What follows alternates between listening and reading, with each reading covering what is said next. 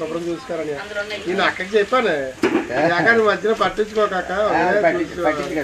లేదా తమ్ముడే పట్టించుకోవాలి మొన్న పంటకెళ్ళి తాళం వేసుకుని వెళ్ళిపోయాడు కదా ఎత్తగా పేరు వచ్చేదిలే సదా కూడా దొరికండి జార్ చేసి సదా కూడా దొరికి వెళ్ళండి ఇద్దరికి జార్ చేసి ఇచ్చేస్తారు తప్ప